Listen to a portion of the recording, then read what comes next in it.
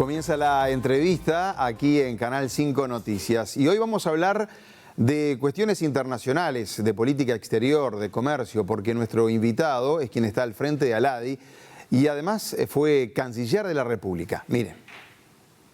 Sergio Abreu Bonilla es doctor en Derecho y Ciencias Sociales, político, docente, máster en Administración Pública y, desde el 22 de noviembre de 2020, se desempeña como secretario general de la Asociación Latinoamericana de Integración. Hijo de un inmigrante paraguayo que llegó al país tras la Guerra del Chaco, Abreu nació el 12 de noviembre de 1945. Desde muy joven tuvo claro que quería dedicarse a la abogacía y también muy joven se casó con su esposa Lucía, con la cual lleva 45 años compartidos. Padre de 4 hijos y abuelo de 8 nietos, se reconoce cristiano pero no fanático y es un apasionado de las plantas. Fue senador de la República en 3 periodos, canciller entre 1993 y 1995, durante el mandato del expresidente Luis Alberto Lacalle, y ministro de Industrias entre 2000 y 2003. Fue candidato a vicepresidente de la República 2 veces y precandidato presidencial en 2014.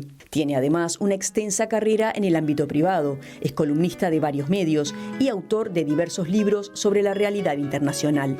Una de sus facetas menos conocidas es la de artista folclórico, donde incluso llegó a grabar el disco denominado La música en el alma, junto al guitarrista Juan Peirú, y forjó una gran amistad con los integrantes del grupo argentino Los Chalchaleros. Define a toda su familia como muy musiquera y dice que cantar es un bálsamo. Eterno amor, un día te juré. Y ahí lo estábamos escuchando. ¿Cómo anda? Bienvenido, Bien, Abreu. qué lindo, muchas gracias. La verdad que me emociona ver todo esto, ¿no? ¿Sigue tocando la guitarra cada tanto? Sigo, toco la guitarra. Me gusta, la guitarra es yo le llamo, es la música del alma. Bueno. Y tengo a mis hijos también que les gusta muchísimo la guitarra. ¿Ah, sí? ¿Todos músicos entonces? Los varones son músicos, pero de otro tipo de estilo. ¿Y qué recuerdo con los hermanos Peirú? Estaba con Juan Peirú en ese caso. Lindo, era, ¿no? Juan y Carlos Suárez de Lima, sí. Que pobres, bueno, ya no están con nosotros, sí. Pero siendo ministro de Industria, grabamos ese CD. Era una especie de, ¿ah, sí? de distensión. De noche salíamos y busqué todas las canciones primero que le cantaba a mi familia, que mi padre mismo me había enseñado.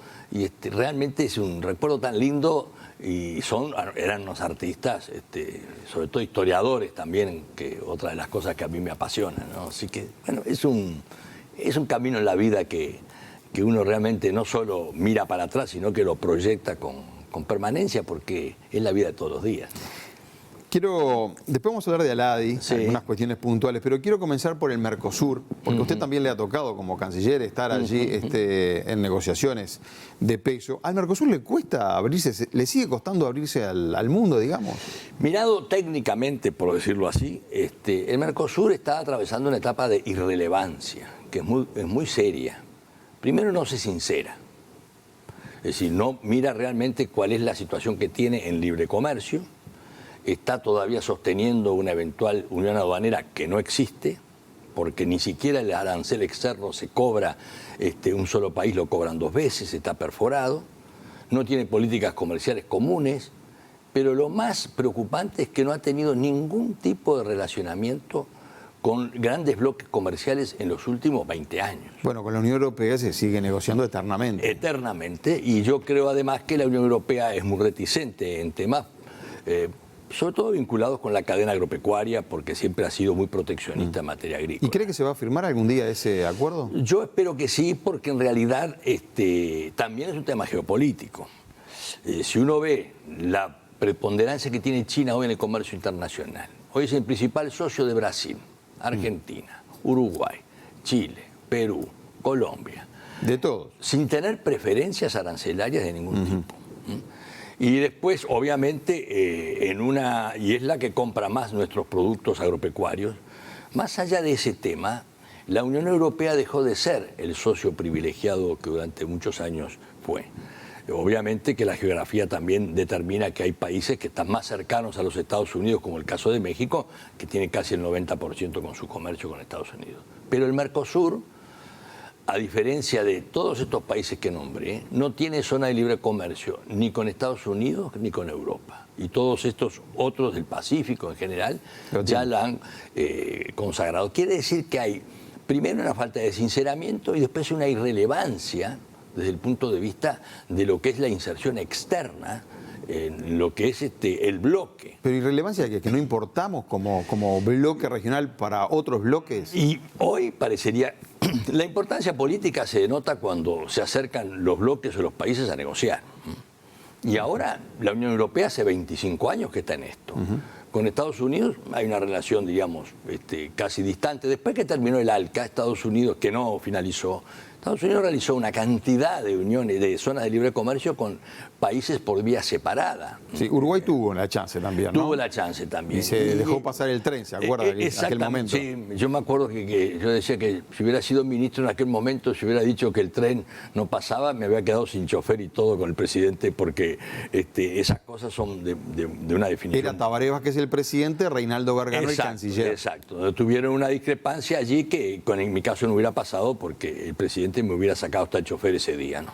Digo, porque no se puede tener ese tipo de Ahora, siguiendo el hilo de lo que está diciendo, que China se esté metiendo acá y sea un jugador tan fuerte, ¿eso puede decirle a Europa, bueno, qué van a hacer ustedes? Es que Europa lo tiene que estar viendo, pero también es cierto que la corriente comercial, la demanda china, es básicamente de nuestros productos agrícolas, es decir, de la cadena agropecuaria. Nosotros tenemos, por el caso del Uruguay, por ejemplo, es el 31% de sus exportaciones. Y el tema de Europa es de un enorme proteccionismo en materia agrícola. Es decir, son muy reticentes porque obviamente tienen una política. A mí me tocó el honor de presidir la Ronda Uruguay, terminamos cuando se creó la OMC, y todo el tema agrícola era una enorme dificultad que solo se arregló en una negociación bilateral entre Estados Unidos y Europa. Pero no se ha cumplido nada de lo que los europeos se comprometieron en materia agrícola, ya sean apoyos directos, arancelarios. Eso se mantiene. Ahora el escenario está cambiando en forma muy importante, no solo en comercio de bienes, de servicios en particular. Yo, para hablar no técnicamente, pero el gran problema que tenemos es que cuando el presidente Trump y el presidente chino decidieron administrar comercio, entre ellos dos, que el acero, que el aluminio, pero hay un organismo de la Organización Mundial de Comercio que establece las reglas. Sí. Entonces estamos en manos de las decisiones de grandes países que obviamente no tienen en cuenta las asimetrías o las pequeñas economías. Ahora, acá se habla del Mercosur y siempre se le critica mucho al Mercosur, que no deja de ser un socio importante, ¿no? Sí, no. O sea, salirse del bloque tampoco parece ser una cuestión la geografía, muy inteligente, por lo menos. La geografía es la madre de la historia. Hay una cosa que sabemos, mudarnos no podemos. Y tenemos Brasil y Argentina, tenemos el Río de la Plata, el Paraguay también. Entonces tenemos que fortalecer también la competencia. El arancel externo común del Mercosur es el doble que el promedio del mundo. Sí, Brasil lo quiere bajar ahora. Lo quiere bajar. Y Uruguay está bastante de acuerdo con eso. Sí, yo creo que sí, porque además también la apertura tiene que ser sensata, pero hoy no tenemos. Pero si estamos teniendo este comercio con China sin ningún tipo de preferencia, ni aranceles, ni nada, hay algo que está definiendo las corrientes de comercio que están más allá, obviamente, de lo que son las preferencias arancelarias. Hay un tema muy importante, que no es solo los aranceles. Hoy las normas, por ejemplo, las regulaciones en materia de no arancelarias, que le dicen sanitarias o no sanitarias, hoy es el gran instrumento de la protección y va a venir cada día más. Vemos el caso de las observaciones que le hace la Unión Europea a Brasil por el tema de la deforestación. Sí, pero a veces uno piensa que pueden ser excusas también, ¿no? Siempre a última hora con Europa aparece algo. Exacto, pero ahí está el tema. Pero además tampoco... La deforestación es cierto también que existe, la deforestación es cierto. Pero no solo de ahora, le quiero decir. Pero hay un tratado amazónico de 8 países, que no, hay otros que tienen zona de libre comercio con Europa, y Europa plantea estos temas, obviamente las dificultades que mantiene, porque ahora son 27 países, más allá del Brexit y todo lo demás. Pero acá la estrategia, yo creo que el Mercosur es salir a negociar y salir a buscar una apertura que le evite esa dependencia creciente que tenemos en materia comercial. Bueno, pero vio que Argentina y Brasil, que son los dos grandes acá del barrio, no se llevan muy bien, hay cuestiones ideológicas también en el medio. Sí, pero nosotros tuvimos dos gobiernos que tenían cierta afinidad y tuvimos 4 años los puentes cortados. Sí, cuando estaban los Kirchner en Argentina. Cuando estaban los Kirchner. ¿Qué quiere decir? Que los países tienen intereses, como dicen, no tienen amigos. Y lo que hay que buscar es, claro, Argentina y Brasil están condenados a entenderse, aunque no quieran. Nosotros sí tenemos que buscar, yo le llamo la inteligencia molesta, que es el planteo de apertura, de comercio, de zonas francas, que podrían ser una serie de elementos que tenemos que negociar, pero siempre sobre la base de que el país chico que patea el clavo se agarra el tétano. Entonces, yo, más allá de eso, recuerdo que un canciller brasileño, que siempre lo repito, me decía: Sergio, no te confundas, el rabo no mueve al perro. Bueno, y yo lo único que le dije, bueno, pues si el perro no está contento, si está contento no sabemos, si no tiene rabo no sabemos, pero esa es la verdad, aunque la capacidad de tener ideas, de impulsar, de buscar encuentros inclusive entre los dos países, porque lo político... Pero vio que Uruguay planteó, Sí. le planteó a todos, pero Argentina saltó enseguida. Uruguay quiere que el Mercosur se abra, incluso ir solo a negociar con China y que los demás se sumen. Bueno, Y yo creo que no hay chance tampoco ahí. No hay chance. Yo creo que es un tema que hay que plantearlo, porque, mira, yo estoy en Aladi, por ejemplo. Sí. Hay 13 países, están Venezuela y Cuba. Sí. Y yo les digo, en la Aladi no hay, obviamente, cláusula democrática. Es decir, en el sentido de que, igual que la Organización Mundial de Comercio, Ahí es comercio, no ahí es importa comercio. tanto la política, Y digamos. entonces yo le digo, miren, está muy bien, pero acá no podemos empezar a jugar fulano y mengano por la ideología, porque además es por barrio el tema, ¿no? Y además, mirá qué cosa más preocupante. Nosotros apenas comerciamos, que hablamos tanto de integración de Latinoamérica, y yo a veces le digo, denme el teléfono en Latinoamérica porque no tiene. ¿Cuánto comerciamos entre Aladi? 11%, el mínimo histórico, frente al 50% de Europa o el 60%, el 50% de Asia. Entonces digo, ¿cuál será el problema? Más allá de todos los aspectos políticos, acá lo que realmente tenemos es el continente más desigual del planeta. 300 millones de pobres.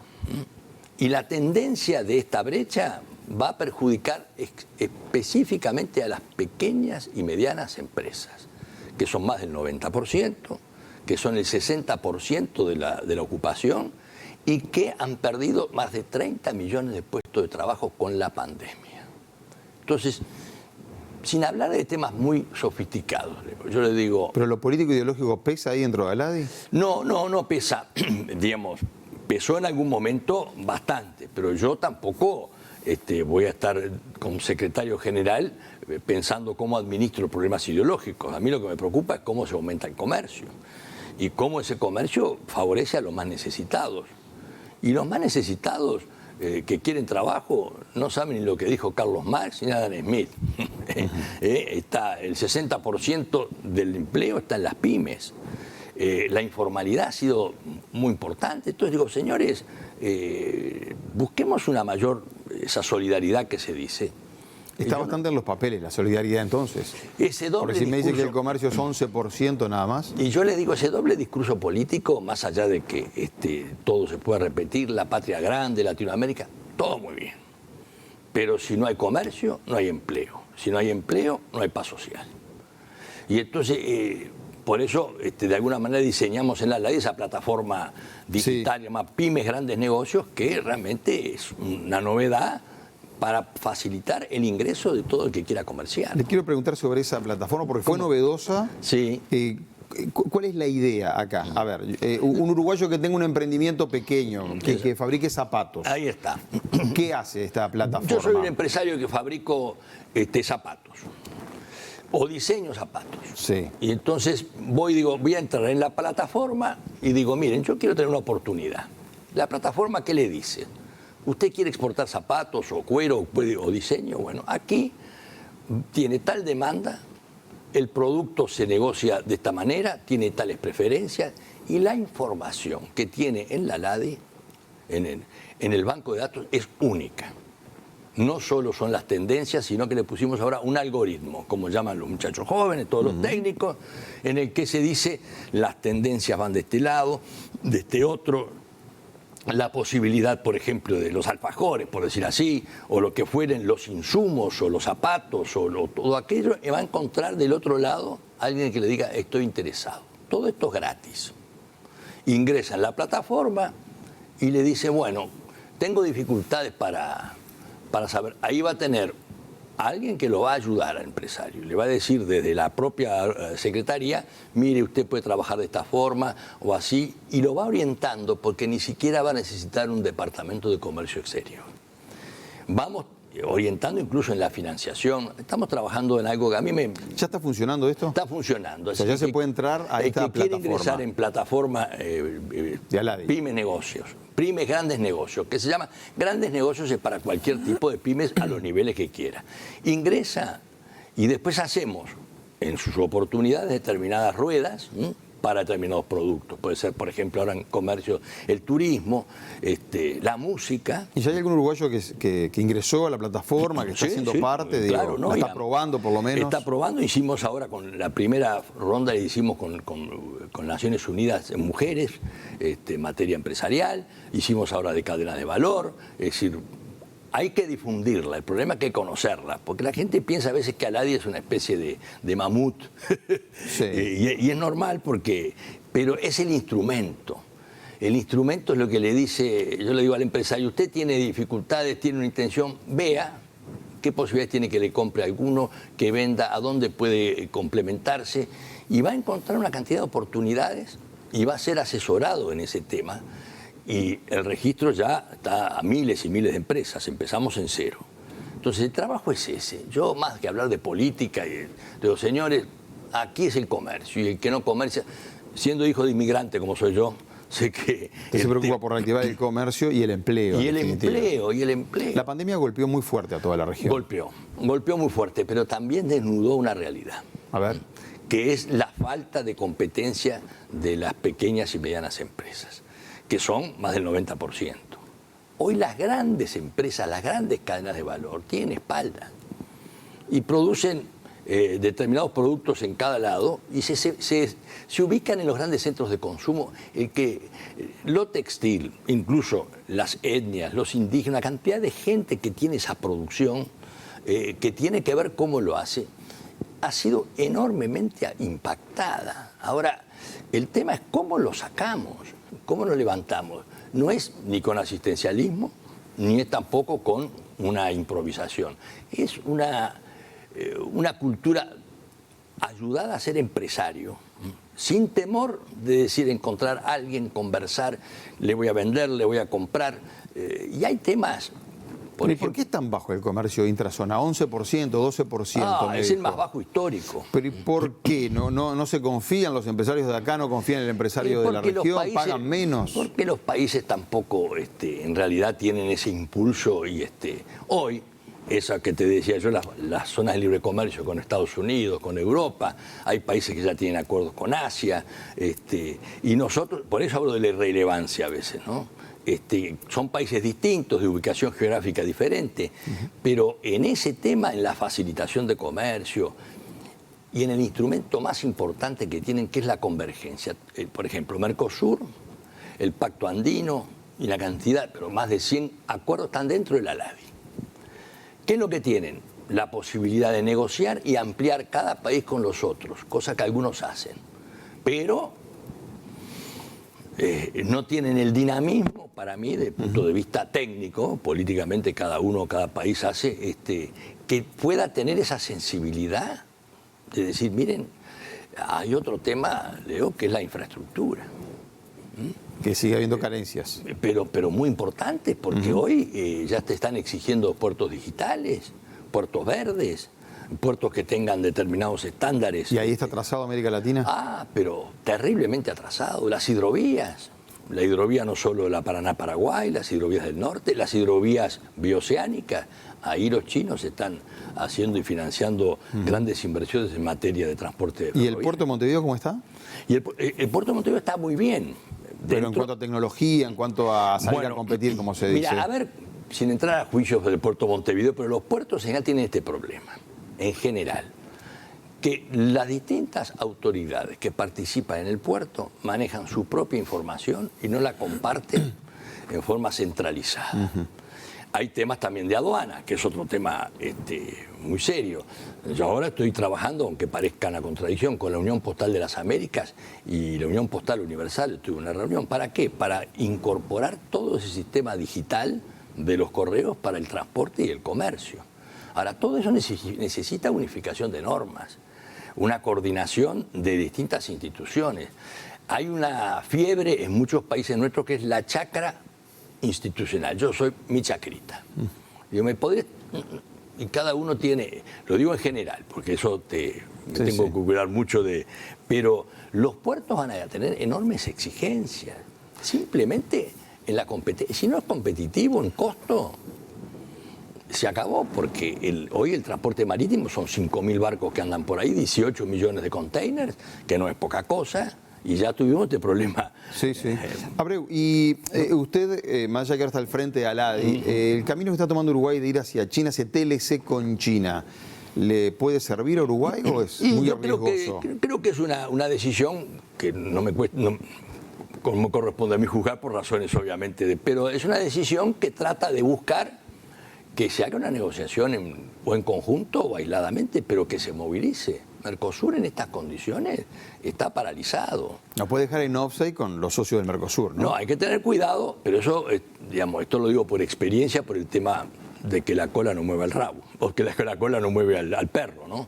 Pero también es cierto que hay que ir negociando. Ahora, los grandes socios, que siempre fue así, yo llamo la trenza porteño-lusitana, que siempre fue igual, Argentina y Brasil van a manejar las cosas en función de sus acuerdos. Nosotros, por eso digo, hay que insistir técnicamente y políticamente, pero manejarlo, y yo creo que lo están haciendo de acuerdo a su buen saber entender, porque no puedo, obviamente, no puedo opinar sobre el tema, pero el Mercosur en estas condiciones, la irrelevancia es... sigue quieto, digamos. Pero quieto, se tiene que sincerar y tiene que salir de esto para buscar una... Pasa que con Argentina se ha trancado. Se supone que Uruguay tiene el apoyo de Brasil. Una vez usted me dijo con Brasil que los brasileños siempre le dicen sí a todo. Infelizmente. Y al final le aplican infelizmente. Y ahí se termina. Pero esa es la diplomacia que yo lo bromeo, es la diplomacia lusitana. Nosotros negociamos para firmar y los lusitanos siempre firmaron para empezar a negociar. Claro. Ahora, son un país muy grande, una economía muy importante. Y yo diría, más allá de todos los problemas políticos y todo lo demás, la fuerza del Brasil con 215 millones de habitantes y 50 tiene en Argentina, ¿no? Tiene por eso, a veces yo lo digo, el liderazgo brasileño es un gran debe que tiene en materia del Mercosur. Y tiene que también ver cómo funciona el tema de las economías más pequeñas. La Argentina, obviamente, es otro país muy grande, ellos tienen una riqueza muy diversificada. Siempre hay mucha presión interna también de cada país, claro, ¿no? Cada uno tiene su realidad política. Porque nosotros le exigimos a Argentina y Brasil que miren a Paraguay y Uruguay, pero ellos tienen también adentro una cantidad de reclamos. No, y además los intereses son mucho más fuertes que lo que podrían hacer con nosotros en concesión. Pero sí sabemos que en la situación en que está hoy el comercio internacional, la apertura que se está produciendo y la inmovilidad del Mercosur entre ellos es contrario, por ejemplo, al Pacífico. El Acuerdo del Pacífico ya celebró acuerdo con Asia, ya tiene una agenda digital. El gobierno del Frente Amplio quería ir hacia el Pacífico, a ser observador, por lo menos, de esa alianza del Pacífico. Es que es muy importante, y está el TPP, o el TRAN que se ha realizado allá, que también tenemos que estar siendo, hay que ser muy dinámico en esto. Y muy dinámico quiere decir no solo tener ideas, sino estar un planteo para salir de este conflicto que parece como que si fuera un viejo modelo de la Guerra Fría. Este gobierno parece que está decidido a avanzar de todas formas. En política exterior estoy hablando, ¿no? Yo lo veo... Los encontronazos que ha tenido es porque ha marcado su posición. Yo lo veo muy decidido y veo que los países que están decididos no solo tienen que plantear las cosas, tienen que negociar. Y el Uruguay está tratando de hacer esto en el sentido de que, bueno, obviamente el bloque rescata determinada negociación en conjunto, que no voy a opinar sobre eso. Pero digo yo, si nosotros seguimos sosteniendo de que tenemos unión aduanera y que somos un mercado común, nos estamos engañando. Apenas somos una zona de libre comercio. Me queda 30 segundos Sí. nada más. Usted mencionó el pasar. Son 13 países, Aladi, ¿no? 13 países. 13 países. Y Aladi no tiene una cláusula democrática, lo dijo... No. Como la OMC, No, tampoco tiene. exacto. ¿No debería tener Aladi una cláusula democrática? No, yo creo que no, porque el comercio en este tipo de... Algunos tratados sí tienen, como puede ser el tratado inscripto del Mercosur o algún Sí, otro. el Mercosur tiene cláusula Exacto. democrática. Pero la cláusula democrática, si uno lo aplicara, por ejemplo, en la OMC, no podría estar China. Sí. Es decir, el comercio es particularmente comercio. Y lo que sí es, tiene que manejarse uno con... en América somos muy exacerbados a veces en los enfrentamientos. Pero aquí, más allá de la convicción que uno tiene desde el punto de vista político y filosófico, cuando uno dice acá es comercio, yo lo único que les digo, piensen lo que piensen. Pero aquí el que paga es el único que no tiene sindicato, que es el micro, pequeño y mediano empresario. Le damos la oportunidad, muy bien. Y con eso, paz social y empleo. Con otra cosa, seguiremos jugando a ver quién es el enemigo ideológico para tratar de salir, en general, de salir en una competencia electoral que es muy buena y muy sana, pero que a veces no mira el mediano plazo. Y como viene el mediano plazo, como decía Keynes, cuidado que podemos estar todos muertos. Abreu, gracias por haber venido hoy. Gracias, un gusto, la verdad. Mucha suerte en Aladi. Gracias, En lo que le quede, todavía le queda, ¿no? Sí, un tiempito, un año y medio, 2 años. Bueno. Y en la plataforma, yo les invito a que entren en la plataforma digital. Esta es la MIPYMES. Pymes, grandes negocios. Pymes, grandes negocios. Y bien. van a ver que con eso es un instrumento. Y ese instrumento va de la mano de los más necesitados. El presidente de la República, termino con esto, ¿le ofreció ser el canciller a usted? No. Cuando comenzó el gobierno, ¿no? Ni tampoco ¿Pensamos lo sé. que podía ser canciller Sí. o embajador en Argentina? Bueno, lo de la Argentina fue un episodio medio no muy entendible, pero lo de canciller no. yo No le hicieron el ofrecimiento. ni siquiera, y no lo aceptaría. Mire usted. Hoy es otro desafío. No digo que estoy en una Fue etapa... canciller en el gobierno de la calle Herrera. Y ministro de Industria en el gobierno de Jorge Valle. De Jorge Valle. Entonces Ahí recuerdo está. muy emocionado el doctor Valle, que terminó el acuerdo político, un día me llamó y lo invito yo, oiga, Abreu, lo extraño. Y eso es una condecoración para el esfuerzo que hace uno. Ahora, yo sueño todos los días, el que piense que uno va camino a la inversa, pero sí sé lo que no aceptaría. Gracias por venir hoy acá a la televisión pública. Un gusto, muchas gracias. Amigos, de ustedes también me despido. Han sido más que amables, como siempre. Muchas gracias. Hasta mañana. Buenas noches.